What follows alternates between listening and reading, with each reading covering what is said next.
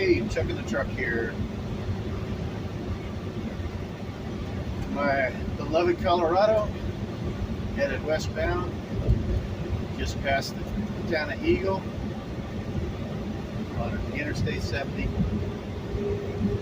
And the reason I'm making this video is a couple of observations I've made on the vehicle collision avoidance system that Volvo has in here. I had done another video about it, and I didn't really address some of the complaints that I have about the system. One of them being that it tempts drivers into jumping into the passing lane prematurely. And so a lot of four-wheeler drivers get upset because they see semis hanging out in that left lane. Well, if it's a newer semi, and if it has any of these collision avoidance systems integrated into it, what it's going to do is where I'm at behind this white car right here in front of me, this is the set distance that the system wants me to be in order to be safe at 70 miles an hour. And this is a safe following distance. If I do anything to start to catch up to this vehicle, so he moved out of my way, but now this one's even going to be more prevalent. This Prius right here, I'm coming up to it. Now, all of a sudden, it's backing me off and automatically hitting the brakes at this distance. Now, so I pop up over here. Well, the problem is I'm governed to 70 miles an hour. So if he's doing 69, or he's got it set on 70 and he doesn't have it calibrated the same as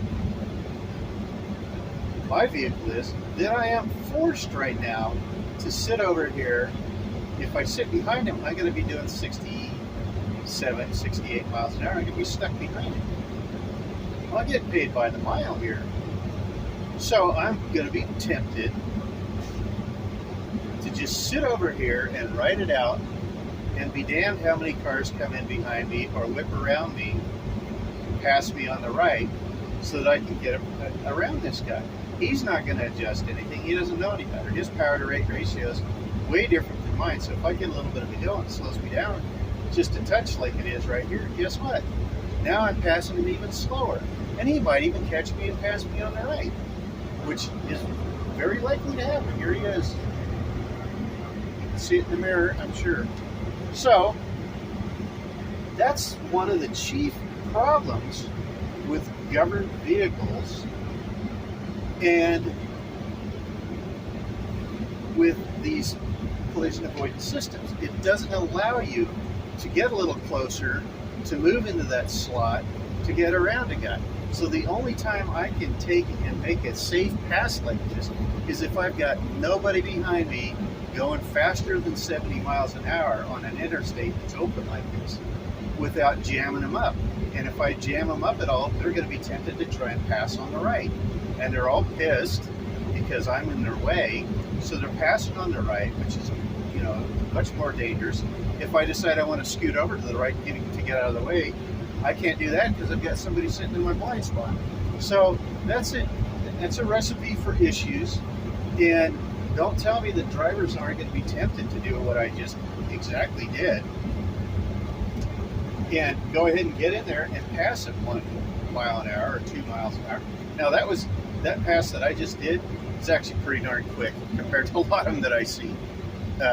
When you've got governed vehicles that are both governed relatively close, and no one is given the ability to get far enough ahead to get around and then reduce their speed, which is what I do. I try and do it that way.